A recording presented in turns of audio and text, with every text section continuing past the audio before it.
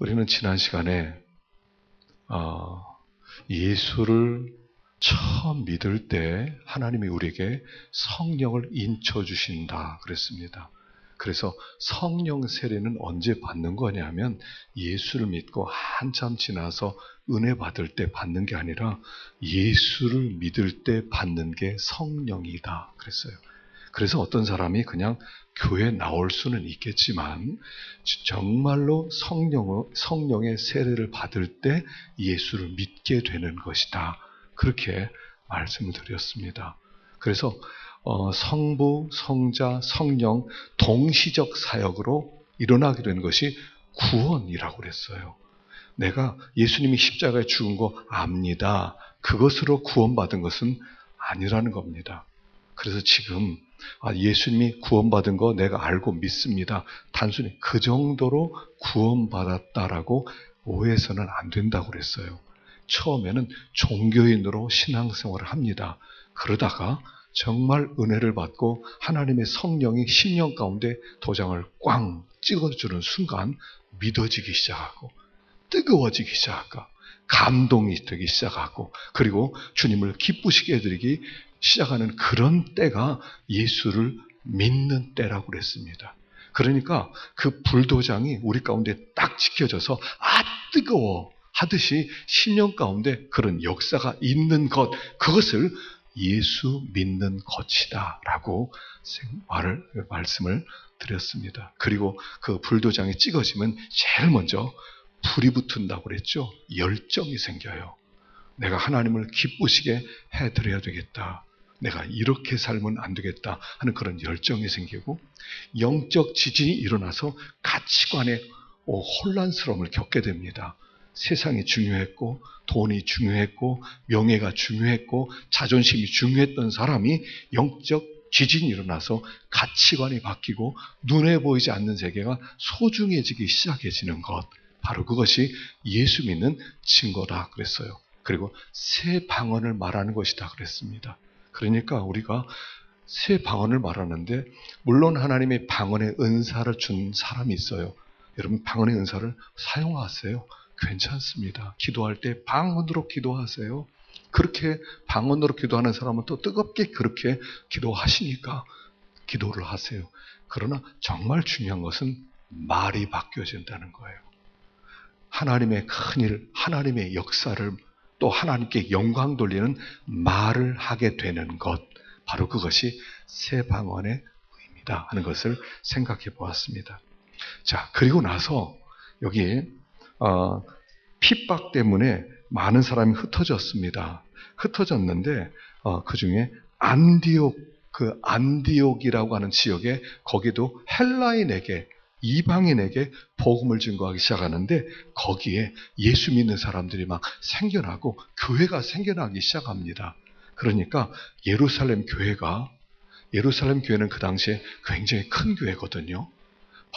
베드로가 복음을 증거했을 때 3,000명이 돌아오고 5,000명이 돌아오고 그러니까요 수천 명의 교회가 예루살렘 교회였어요. 거기에 아주 훌륭한 사람 중에 바나바라고 하는 사람이 있는데 바나바를 안디옥으로 파송을 합니다. 그리고 안디옥에서 바나바가 사역을 시작하는데 사람들이 조금만 말씀을 증거하더라도 사람이 부흥하기 시작합니다. 그래서 여기 이 안디옥 교회가 세워지는데 이 안디옥 교회가 세워질 때 큰 역할을 했던 사람이 바나바라는 사람이에요. 22절 읽어보겠습니다. 22절 시작. 예루살렘 교회가 이 사람들의 소문을 듣고 바나바를 안디옥까지 보내니 그가 이르러 하나님의 은혜를 보고 기뻐하여 모든 사람에게 굳건한 마음으로 주와 함께 머물러 있으라 권하니 바나바는 착한 사람이요 성령과 믿음이 충만한 사람이라. 이에 큰 무리가 주께 더하여 지더라. 바나바가요 특별한 말씀을 전한 게 아닙니다. 모든 사람들에게 굳건한 마음으로 주와 함께 머물러 있으라 라고 권면만 하고 말씀을 전했는데도 사람들이 막 더하여지면서 부흥하기 시작했는데 그 부흥의 핵심에는 바나바라는 사람이 있었대요. 바나바라는 사람을 이렇게 표현합니다. 성령과 믿음이 착한 사람이요 성령과 믿음이 충만한 사람이다. 이걸 원래 원어적 의미로는 이런 뜻입니다. 착한 사람이고 그리고 성령과 믿음이 충만한 사람 이렇게 표현하는데 헬라 이런 용법은 무슨 용법이냐면 동일하다는 뜻이에요. 착한 사람인데 성령과 믿음이 충만해서 착한 사람이다 이런 뜻이었다는 거예요. 그러니까 착하다 하는 것을 도덕적으로 생각하면 안 됩니다. 윤리적으로 그 사람 참 착해 누굴 후이냐 이런 뜻이 아니라 성령과 믿음이 충만한 결과 착한 사람이 되었다 이런 뜻이에요. 여기 그래서 착한 사람은 선한 사람이라는 뜻입니다. 아가도스라고 하는 단어인데 이것은 선하다. 하나님은 선하시다 쓸 때 쓰는 바로 그런 단어입니다. 예수님은 선한 목자다 하실 때 쓰는 단어가 그 아가도스입니다. 여기 바나바는 선한 사람이었대요. 왜냐하면 성령과 믿음으로 충만해졌기 때문에 그 결과 그가 착한 사람, 선한 사람이 되었다는 겁니다. 자, 우리가 선 하면은 뭐라고 그랬죠? 선은 하나님을 기준으로 해서 하나님을 기쁘시게 해드리는 것은 선, 하나님을 기쁘시게 하지 못하는 것은 악, 그렇게 기준을 삼으라고 그랬죠. 그래서 이게 하나님이 기뻐하시냐? 그러면 선이에요. 하나님이 기뻐하지 않느냐? 그러면 악이에요. 근데 이게 타락이 되면 어떻게 하냐면 내가 기뻐하면 선이 되고 내가 싫어하면 악이 돼요. 이건 타락한 선이에요. 하나님 기준이에요. 하나님이 기뻐하면 선, 하나님이 기뻐하지 않으면 악. 무엇이 하나님을 기쁘시게 하냐면 두 가지입니다. 첫째는 하나님을 사랑하는 거죠. 하나님을 기쁘게 하는 것. 또 한 가지는 이웃을 사랑하는 것, 이웃을 기쁘게 하고 이웃을 행복하게 만드는 것. 그것이 선이라는 거예요. 여기 바나바가 착한 사람이었다 하는 것은 그는 먼저 하나님만 기쁘시게 해드리는 사람이었다는 거예요. 그래서요, 여기 이 바나바라는 사람은요, 그 당시 초대교회에 아주 영향력 있는 사람이었어요. 그는 예루살렘 교회가 세워질 때 핵심 멤버 중에 하나였어요. 그는 단순한 평신도가 아니었습니다. 이 바나바는 거기에 사도들과 같은 위치에 있는 아주 영향력을 끼치는 자리에 있었던 사람이에요. 그런데 안디옥에 교인이 몰려든다는 이야기를 듣고 이 바나바를 파송을 합니다. 그러니까 바나바가요, 거기 가서 사역을 해요. 얼마 지나서 안디옥 교회가 부흥하니까 또 안디옥 교회에서 바나바 당신은 선교사로 나가라 그러니까 또 선교사로 나갑니다. 이게 쉬운 일이 아니거든요. 제가 지난 주일날 어떤 소식을 들었냐 하면 제가 굉장히 존경하면서 나이는 같은데 제가 굉장히 존경하고 또 그 책을 늘 사보는 그런 목사님이 있어요. 대학 동창이기도 하고요. 그래서 책도 아주 굉장히 아주 깊이 있는, 가벼운 책이 아니라 아주 깊이 있는 책을 쓴 신학자이면서 목회자인데 이 친구가 교회를 다른 데 임지를 바꿨대요. 워싱턴에 아주 굉장히 굴지 교회에 있었거든요. 왜 갔느냐 보니까 거기에 자기가 교회를 처음으로 개척교회를 세우고 부사역자를 보냈는데 개척하는데 개척이 잘 안 돼서 부사역자가 한국으로 들어갔대요. 자리가 비었대요. 그래서 고민하다가 자기가 거기로 갔대요. 그리고 이 큰 교회는 담임 목사를 새로 뽑아서 세웠다는 거예요. 제가 충격을 받았어요. 한번 생각해 보세요. 우리 이성인 목사가 열몇 교회로 개척했습니다. 근데 이성인 목사가 개척이 안 된대요. 그러면 제가 여기에 새로운 담임 목사를 세우고 제가 거기 가서 그 교회를 부흥시키겠습니까? 이 쉬운 일이에요. 이 안디옥 교회 상황에서 바나바가 그런 결정을 내렸다는 거예요. 이 예루살렘 교회 가만히 있으면 대접받고요, 높임받고요, 기득권도 누릴 수가 있는데 그 안디옥에 교회가 된다고 그러니까 거기로 파송했고요. 또 거기에서 부흥하니까 선교사로 또 나갔고요. 그의 마음에는 하나만 있었어요.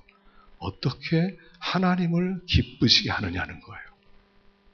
이게 착한 거예요. 또 한 가지는 뭐냐면 사람을 기쁘게 하고 사람을 행복하게 만드는 사람이에요. 36절과 37절을 한번 읽어보겠습니다. 시작. 구브르에서 난 레위족 사람이 있으니 이름은 요셉이라. 사도들이 일컬어 바나바라, 번역하면 위로의 아들이라 하니 그가 밭이 있음에 팔아 그 값을 가지고 사도들의 발 앞에 두니라. 원래 이 바나바의 원래 원 이름은 요셉이었습니다. 그런데 사도들이 이름을 바꿔줘요. 바나바라고 해라. 왜냐하면 이 바나바를 가만히 보니까 다른 사람을 참 행복하게 만들어줘요. 그래서 그의 이 바나바는 뜻이 뭐냐면 위로의 아들이라는 뜻이에요. 위로의 아들. 이게 헬라어로는요, 파라클레시스라는 단어예요. 파라클레시스. 이 파라클레시스는 파라클레토스라는 단어가 나왔는데 파라클레토스가 보혜사라는 뜻이에요. 그는 보혜사와 같이 사람을 잘 위로해주는 사람이다. 사람의 마음을 알아주는 사람이다. 사람의 마음을 편안하게 만들어주는 사람이다. 사람들에게 행복을 주는 사람이다. 이런 뜻이에요. 이게 착하다라는 뜻이었다는 거예요. 그래서 그가 많은 밭이 있었던 것 같은데 밭을 팔아서 사도를 앞에 주면서 이거 가난한 사람들에게 좀 나눠주십시오. 그리고 나눠주기도 하고, 특별히 이제 안디옥 교회를 하는데 안디옥 교회가 점점 부흥하니까 자기 힘으로 안 돼요. 그러면서 누구를 데려오냐면 다수의 칩거 중인 바울을 데려오는 거예요. 그래서 그 25절에 보면 바나바가 사울을 찾으러 다소에 가서 만남의 안디옥에 데리고 와서 둘이 교회에서 1년간 모여 있어. 그렇습니다. 바나바도 말씀을 잘 가르쳤지만 사실은 이 사울이라고 하는 이 바울은 굉장히 탁월한 사람이에요. 유대교의 가장 큰 선생이라고 하는 가말리알 밑에서 율법을 배운 사람이고요. 그런 아주 글도 잘 쓰는 사람이고요. 열정도 있고요. 선동적 기질도 있는 그런 사람이었어요. 비교가 안 돼요. 그러니까 바울을 찾아가서 우리 함께 사역하자 그래서 칩거 중에 있는 다소, 안디옥에서 다소까지 거리가 175km입니다. 175km를 걸어가서 그를 데리고 와서 함께 사역하고, 이제 사도행전 13장부터는 바울 행전이라고 할 만큼 바울의 사역이 펼쳐지기 시작합니다. 그리고 바나바는 조용히 사라져요. 이 바나바는 어떤 역할을 하냐면 사람을 세워주는 역할을 하는 사람이에요. 다른 사람을 세워주고 자기는 뒤로 빠지는 사람이었다는 거예요. 그래서 그는 착한 사람이었다는 거예요. 우리가 신앙은 뭐냐면요, 파라클레시스가 되는 겁니다. 다른 사람을 도와주는 헬퍼. 헬퍼십이 있어야 된다고 그러죠. 다른 사람을 도와주는 힘. 이게 착한 사람, 성령께서 함께 일어나는 일이라는 거예요. 이 역할을 한 사람이 가정에서는 여자들, 아내들이에요. 집안의 아내를 집안의 성령이라고 불러요. 그래서 집안에는 성령의 역할을 여자가 하는 거예요. 그리고 여자는 뭐냐면 위로해 주는 거예요. 남편을 위로해 주고 자녀를 위로해 주고. 그래서 이 위로자의 역할을 잘 감당할 때 다른 사람이 힘을 얻고 다른 사람이 세워지는 거예요. 사실은 이 바울이라는 사람이 바울 될 수 있었던 것은 전적인 바나바 때문입니다. 처음에 이 사울이 회심했다는 것을 안 믿었습니다. 저 가짜 회심에서 우리들을 일망타진하기 위해서 저 거짓말을 하는 거다. 그랬을 때 바나바가 이 사울을 데리고 제자들을 불러가지고 서로 소개를 해주고 인사를 시키고 교제를 시킨 사람이 바나바였어요. 그리고 이 바나바가 다수의 칩거 중이었을 때, 기도 중에 있을 때 그를 꺼집어내서 사역을 시작하도록 그를 격려해줬던 사람이 바나바고요. 후에 마가가 선교행 때 실수해서 바울이 저런 거 함께 못해 버릴 때도 바나바가 품어주고요. 그리고 마가를 세우고요. 착한 사람이란 다른 사람을 세워주는 사람이에요. 다른 사람들을 격려해 주는 사람이에요. 다른 사람들을 행복하게 만들어주는 사람이에요. 그리고 자기는 2인자의 자리에 내려가는 사람, 그가 바나바였어요. 그리고 이 바나바 때문에 여기 눈에 보이지 않는 사실 사도행전 앞부분은 베드로 사역, 뒤는 바울 사역, 두 사역으로 나눠집니다. 그러나 그 중에 가장 중요한 역할을 한 사람이 바나바였어요. 그렇게 탁월한 것 같지 않지만 그는 격려를 잘했습니다. 다른 사람들을 잘 세워줬습니다.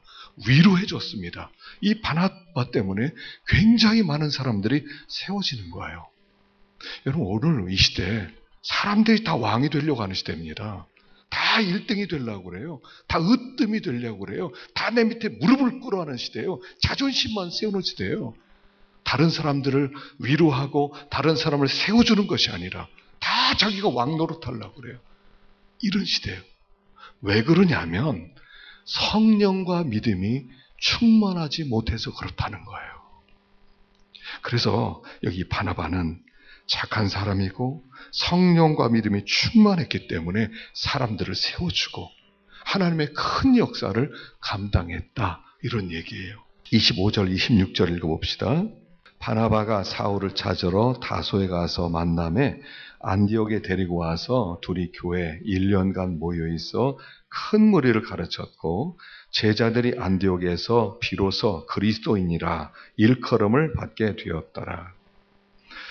자, 그리스도인이라 일컬음을 받게 되었다. 이게 작은 예수가 되었다. 예수의 가르침이 그들의 모세 혈관까지 들어가고 손끝 발끝까지 이르렀다는 것을 생각해 보았어요. 한 가지 더 생각할 게 있어요. 그리스도인이라 일컬음을 받았다는 것은 뭐냐면 그 당시에 이 기독교인을 유대교인이라고 생각했어요.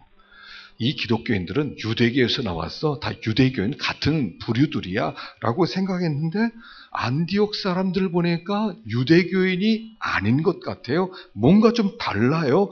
그래서 붙여진 이름이 그리스도인이었다는 거예요. 유대교인이 아니었다는 뜻이에요. 유대교인 줄 알았어요. 근데 유대교인하고 뭔가 달라요. 그래서 그들이 붙인 이름이 그리스도인이라는 이름을 붙여줬다는 뜻이에요. 그러면 유대교인과 기독교인은 뭐가 다른 겁니까? 자, 유대교인은 구약에는 율법, 구약에 하나님을 섬기지 않아요. 기독교인은 구약도 섬기고 구약도 중요하고 신약도 중요하게 여기지 않습니까? 근데 가장 중요한 차이가 어디에 있었습니까? 유대교인은 자기 힘으로 의로워지려고 했던 사람들이에요. 자기 힘으로. 기독교인들은 율법을 보면서 자기들이 타락하고 죄가 많고 무능력자라는 것을 발견한 사람들이어서 하나님의 은혜를 붙든 사람들이었어요. 이게 큰 차이예요. 유대교인들은 내 힘으로 율법을 지켜보겠어. 그래서 하나님을 기쁘시게 할 거야. 나는 그렇게 구원을 받을 거야 라고 생각했다면 기독교인들은 율법을 보면서 나는 죄인이구나. 나는 어찌할 수 없구나. 나는 불가능한 존재구나. 하나님의 은혜가 아니면 나는 살 수 없구나. 주여 나를 불쌍히 여겨주소서 했던 사람들이 그리스도인이었다는 거예요. 로마서 3장 20절을 보겠습니다. 로마서 3장 20절. 그러므로 율법의 행위로 그의 앞에 의롭다 하심을 얻을 육체가 없나니 율법으로는 죄를 깨달음이라. 하나님이 율법을 주신 것은 율법을 지켜서 구원받아라 해서 주신 게 아니라 자, 율법 봐라. 너 이거 지킬 수 있어? 너 못 지키지. 그러니까 너는 메시아가 필요해. 그래서 우리에게 율법을 주셨다는 거예요. 근데 유대인들은 율법을 지키기 위해서 아주 애를 썼어요. 우린 율법을 지킬 수 있어. 그래서 지킨 줄로 알았어요. 껍데기만. 기독교에는 율법의 정신을 아는 사람이고 유대인들은 율법의 껍데기를 지키려고 애를 썼던 사람들이고 그래서 이게 제일 극명하게 나누어지는 사건이 뭐냐면 그것이 가늠하다 현장에서 붙잡힌 여인을 대하는 태도에서 싹 갈라지는 거예요. 어느 날 예수님에게 서기관과 바리새인들이 현장에서 간음하던 여인을 붙잡아왔어요. 창녀를 붙잡아왔어요. 그리고 예수님 앞에 두고 이 여자 당신 어떻게 했으면 좋겠습니까? 율법에 의하면 돌로 쳐 죽이라고 했습니다. 당신 어떻게 하겠습니까? 예수님이 가만히 있다가 이렇게 얘기합니다. 너희 중에 죄 없는 자가 돌로 쳐라. 그러니까 그걸 들은 사람이 돌을 가지고 쳐 죽이려고 하다가 놓고 갔다는 얘기예요. 그리고 예수님이 나도 너를 정죄하지 않는다. 가서 다시는 죄를 범하지 마라 하고 보냈다는 거예요. 여기에 유대교와 기독교는 달라져요. 여러분, 죄인을 봤을 때 어떤 마음이 드느냐에 따라서 당신이 유대인인지 기독교인인지가 달라지는 거예요. 유대인은요, 돌로 쳐 죽여야 돼요. 죄 졌으니까요. 그게 율법이에요. 우리가 이 세상에 많은 일을 봅니다. 또 여러 고발하는 일들을 봅니다. 미투 운동, 그래서 막 이렇게 성적으로 이렇게 학대한 사람 봅니다. 어떤 마음을 가지세요? 저 아주 나쁜 사람들, 저 갑질하고 다녔다 라고 말한다면 당신도 유대인이에요. 우리는 거의 유대인이에요. 우린 유대교인이에요. 우리는 죄를 미워한다고 하지만 사실은 똑같은 죄가 내 속에 있다는 것을 인정을 안 해요. 그래서 교회에서는요, 우리가 촛불 집회 안 해요. 우리가 손가락질하고 죄인이라고 안 해요. 왜냐하면 똑같은 죄인이거든요. 우리는 저 죄를 보면서 하나님, 저도 똑같은 죄인입니다. 그 죄를 보면서 내가 회개를 하는 거예요. 그게 기독교인이에요. 그게 달랐다는 거예요. 거의 사람들은요, 유대교인입니다. 다른 사람을 보면 손가락질을 잘해요. 그러나 자기 속에 똑같은 죄가 있다는 것을 인정은 안 하려고 그러는 거예요. 그게 유대교인이에요. 우리가 진정으로 기독교인이 된다 하는 것은 죄를 볼 때 내 속에 저보다 더 흉악한 죄가 있는 거예요. 우리가 진정으로 기독교인이 됐다는 것은 이런 뜻입니다. 이 세상에 가장 흉악한 죄인을 봤어요. 정말 악한 죄인을 만났어요. 사람을 너무 많이 죽였어요. 그런데 그를 바라보면서 이런 마음이 드는 거예요. 하나님, 나는 저 사람보다 더 악합니다. 여기 있어야 그리스도인이에요. 여기 있어야 돼요. 아이, 설마 나는 그 정도는 아닙니다. 저 사람 어떻게 저렇게까지 타락했습니까? 아주 철면피합니다. 어떻게 인두껍을 쓰고 저런 일을 합니까? 아직 유대교인이에요. 우리 기독교인은 절대로 그렇게 못해요. 내가 그놈인데요. 이게 달라졌다는 거예요. 그러면서 여기서 비로소 그리스도인이라 일컬음을 받게 했고 저들은 유대교인이 아니야 했다는 거예요. 우리 어디에 속한 사람이에요? 아직 유대교인 아니에요.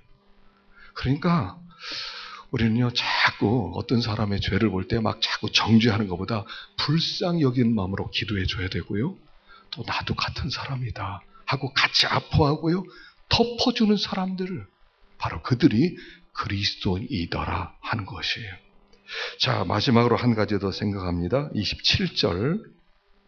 그때 선지자들이 예루살렘에서 안디옥에 이르니 그 중에 아가보라는 한 사람이 일어나 성령으로 말하되 천하에 큰 흉년이 들리라 하더니 글라우디오 때에 그렇게 되니라. 제자들이 각각 그 힘대로 유대에 사는 형제들에게 부조를 보내기로 작정하고 이를 실행하여 바나바와 사울의 손으로 장로들에게 보내니라. 흉년이 들었어요. 이 흉년은 예루살렘에만 든 흉년이 아니라 이 흉년은 로마 전 지역에 있었던 큰 흉년이었다는 거예요. AD 46년에서 48년 사이에 큰 흉년이 들어서 이 로마 전 지역에 아주 많은 사람들이 굶어 죽고 어려웠던 기록이 있어요. 자, 그런데 안디옥에 있는 교회가 예루살렘, 유대에 있는 형제들, 예루살렘 교회를 얘기합니다. 저 유대 예루살렘 교회가 어렵대. 우리가 좀 구제 헌금을 좀 걷어서 좀 도와줍시다 라고 했다는 거예요. 지금 안디옥 교회도 같이 흉년 들었어요. 기근으로 먹을 게 없어요. 하루에 한 끼 가지고 살아요. 그런데 하루에 한 끼 사는 그들이 예루살렘 사람들을 불쌍하다고 그래서 없는 것 통해서 그들이 헌금을 걷어서 그걸 갖다 주었다 하는 이야기예요. 여러분, 똑같이 없어요. 예루살렘 교회도 기근이고 안디옥 교회도 기근이에요. 똑같이 먹을 게 없어요. 하루에 한 끼 먹을까 말까 하는데 안디옥 교회 성도들이 헌금을 걷어서 나눠줬대요. 그러면서 그 주는 것을 부조를 보내기로 작정하고라고 부조라는 단어를 써요. 이 부조라는 단어는 원래 헬라어로는 코이노니아라는 단어예요. 코이노니아. 들어봤죠? 코이노니아란 무슨 뜻이냐면 코이노니아란 교제란 뜻이에요. 우리 서로 교제합시다 할 때 쓰는 단어가 코이노니아예요. 근데 그들이 헌금을 걷었어요. 얼마를 걷었는지 몰라요. 많이 걷을 수 없었던 상황이었을 거예요. 그래서 액수가 나오지 않아요. 많다 적다도 없어요. 단지 부조를 보냈다고 나와요. 그러면서 교제를 보냈대요. 구제비를 보내면서 뭐라고 표현을 했냐면 교제를 보냈다고 표현을 해요. 헌금을 보냈다, 돈을 보냈다 표현한 게 아니라 코이노니아를 보냈다, 교제를 보냈다는 거예요. 그러니까 뭐냐면 교제란 마음이 같다는 거예요. 그들이 뭔가 헌금을 걷어서 뭔가 그들에게 생색내는 일을 한 것이 아니라 그들의 마음을 전달했다는 거예요. 그래서 우리가 교제라고 하는 것은 물질이 가야 돼요. 우리 이 시대는요, 교제 그러면 맨입으로 하려고 그래요. 받기만 하려고 그래요. 근데 교제라고 하는 것에는요, 좀 물질이 가야 돼요. 그게 마음이 가는 거예요. 마음이 갈 때 내가 마음을 많이 드립니다. 뭘로 표현돼요? 그게 물질로 표현되는 거예요. 형제들끼리 우리가 서로 돕는다 그럴 때 물질이 가는 게 있어야 돼요. 우리가 하나님을 섬길 때 하나님과 교제한다 할 때도요, 하나님께 드리는 것을 얘기하는 거예요.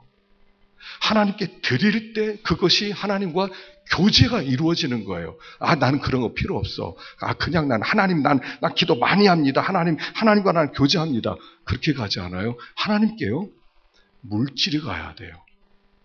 우리가 어제 새벽에도 민수기 28장을 생각해 봤어요. 오늘 29장인데 28장과 29장에 무슨 얘기가 나오냐면 하나님이 너희들이 정한 시간에 정한 절기에 하나님께 바칠 것은 이러하니라 이러면서요, 2장에 걸쳐서 잔뜩 설명하는 게 이거예요.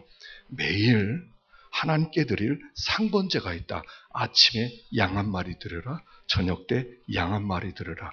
안식이 되면 안식일 때도 아침에 양 한 마리 드려라. 저녁에 양 한 마리 드려라. 그리고 월삭이 되면 월삭은 매월 첫날이에요. 월삭 첫날에는 수송아지 한 마리 드려라. 순양 한 마리 드려라. 그리고 1년 된 순염소 7마리 드려라. 너희들 유월절 오지 그 유월절에도 똑같이 수염소 2마리를 드려라. 그리고 순양 숫송아지 2마리 드려라. 순염소 하나 마리 드려라. 1년 된 순염소 7마리 드려라. 그리고 맥주를 짤 때도 그렇게 드려라. 그리고 너희들이 장막절이 되면 너희들이 숫송아지 13마리를 드려라. 그리고 순염소 2마리를 드려라. 1년 된 염소 14마리를 드려라. 계속 2장 내내요. 계속 채무를 갖고 그래요. 깜짝 놀랐어요. 여러분, 신앙은 뭐냐면 하나님과 교제하고 하나님을 만나는 건데 교제 핵심에는요, 드리는 거래요. 제일 싫어하는 얘기 아닙니까? 맨날 교회 가면 드리라고 한다고. 에이, 큰놈의 교회 안 다닌다고. 그래서 교회 나가는 사람이 얼마나 많습니까? 드려라 그러면 에이, 듣기 싫어. 얼마나 그렇게 많이 합니까? 그런데 하나님은 나랑 교제하기 원하느냐? 매일 재물 갖고 와라. 이렇게 말씀하세요. 하나님께 드려라, 드려라, 드려라. 그게 교제다. 아니, 하나님이 돈이 없으세요? 하나님께 수송아지 들으면 하나님이 수송아지 13마리나 잡아 먹으시는 분이에요? 어린 염소 14마리를 이르면 그걸 매일 드시는 분이에요? 근데 그렇게 하래요. 왜 그럴까요? 왜 그럴까요? 자, 마태복음 20절과 21절입니다. 마태복음 6장 20절과 21절입니다. 읽어보겠습니다. 시작. 오직 너희를 위하여 보물을 하늘에 쌓아두라. 거기는 좀이나 동록이 해하지 못하며 도둑이 구멍을 뚫지도 못하고 도둑질도 못하느니라. 내 보물 있는 그곳에는 내 마음도 있느니라. 왜 자꾸 바치라고 그랬냐면 너희들의 마음이 나에게 향한 증거가 뭐냐? 갖고 오는 거다. 갖고 오는 거다. 나에게 드려라. 나에게 바쳐라. 그게 나와 교제하는 방법이다. 그래서 우리들로 하여금 자꾸 드리래요. 자꾸 드리래요. 그게 교제의 증거라는 거예요. 그래서 우리가 하나님께 드리는 것을 기뻐하게 될 때 우리의 믿음이 믿음되는 거예요. 예수를 믿는데 자꾸 달라고만 해요. 하나님 또 주세요. 또 주세요. 또 주세요. 물론 모든 것을 하나님 주시는 분이세요. 하나님은 풍성하게 주시길 원하세요. 동시에 하나님은 가져라고 하셔요. 레위기서에 보면 레위기서는 어떤 책이냐면 내가 거룩하니 너희도 거룩해라. 내가 온전하니 너희도 온전해라. 그래서 너희들이 깨끗해야 된다. 부정한 것 만지지 마라. 정결해라. 계속 그 얘기를 하는 게 레위기서예요.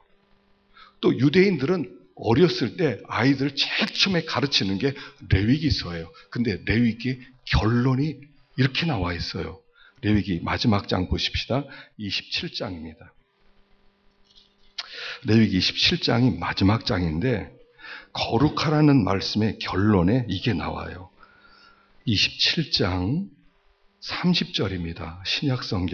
구약성경 192페이지입니다. 읽어보겠습니다. 시작. 그리고 그 땅의 10분의 1, 곧 그 땅의 곡식이나 나무의 열매는 그 10분의 1은 여호와의 것이니 여호와의 성물이라. 또 만일 어떤 사람이 그의 11조를 물으려면 그것에 5분의 1을 더할 것이요 모든 소나 양의 11조는 목자의 지팡이 아래로 통과하는 것의 10번째 것마다 여호와의 성물이 되리라. 그 우열을 가리거나 바꾸거나 하지 말라. 바꾸면 둘 다 거룩하리니 무르지 못하리라. 이게 레위기서의 결론이에요. 거룩해라.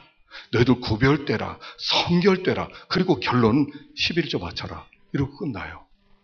11조를 바칠 때도 이렇게 바치래요. 지팡이를 놓고요. 지팡이 아래로 지나가게 만들래요. 소, 양 1마리, 2마리, 3마리, 9마리, 10마리. 자, 10번째 하나님의 것 떼놓으래요.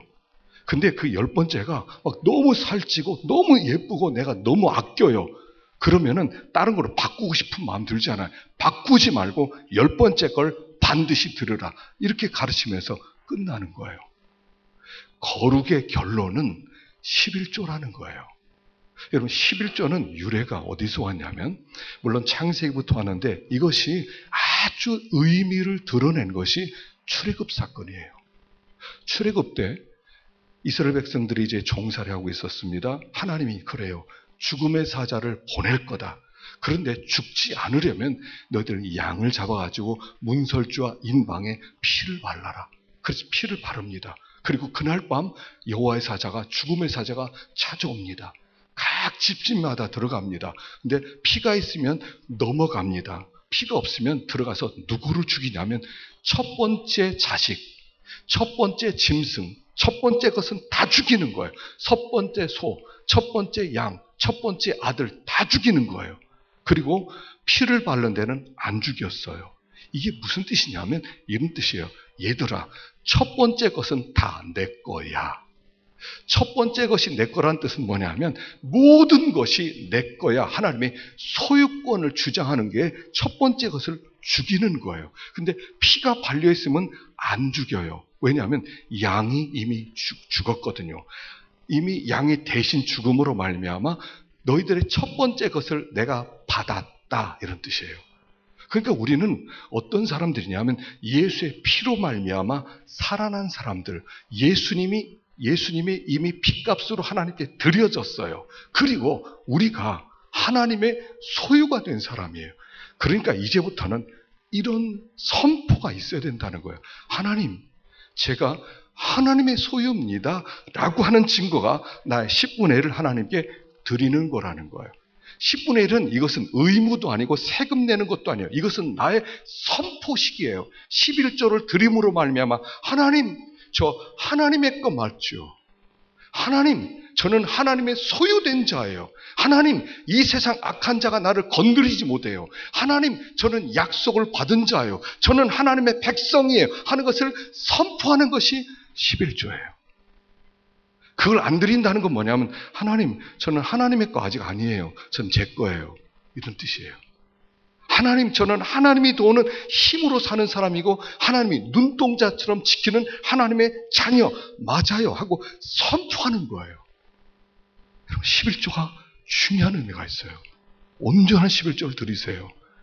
여러분, 11조를 드리는 것은 그래서 진짜 믿음이 필요한 거예요. 안 믿는 사람은 11조를 못 드리는 거예요. 11조 드리세요.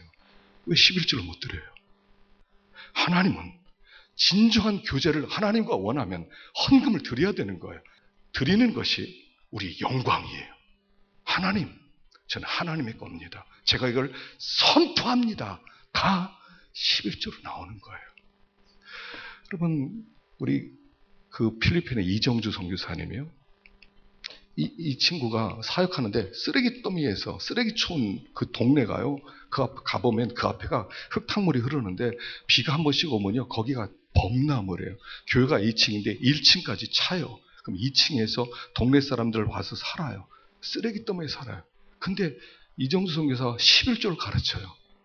어떤 사람들은 하루에 1달러로 살아요. 쓰레기 더미 뒤져가지고 1달러를 벌어요. 그들에게 11조를 가르쳐요. 1달러로 살아서 1달러도 벌까 말까 하는 거기에 가서 그 사람들 11조 드리라고. 그리고 얼마 전에는 헌금을 걷어서 우리가 복음을 받아들여서 예수를 믿었는데 우리도 선교해서 다른 데 교회 세우자. 그래서 그 사람들이요 돈을 걷어가지고 1,000만 원을 만들었어요. 그리고 아프리카에 가서요 교회를 세웠어요. 그 사람들의 자부심이요 보통 자부심이 아니에요. 우리는 가난하게 살지만 우리는 이렇게 가난하게 얻어먹고만 사는 사람이 아니다. 우리도 나누는 하나님의 백성이다 라고 선포하며 살아가는 거예요. 얼마나 대단해요. 이게 교회예요. 이게 가짜 교회를 기대하지 마십시오. 하나님 앞에는 드리는 거예요. 이게 교제예요. 하나님을 만나고 싶어요? 마음이 하나님을 향해야지요. 마음이 하나님을 향해야지요. 마음은 세상으로 다 나가 있어요. 연휴되니까 어디로 놀러 갈까? 항상 이것만 생각해요. 놀러 가려면 뭐 얼마나 뭐 그런 캠프를 나가려면 뭐가 있어야 된다. 뭐 차도에 의해서는 얼마나 놀러 다니는 차들이 많이 생겼습니까?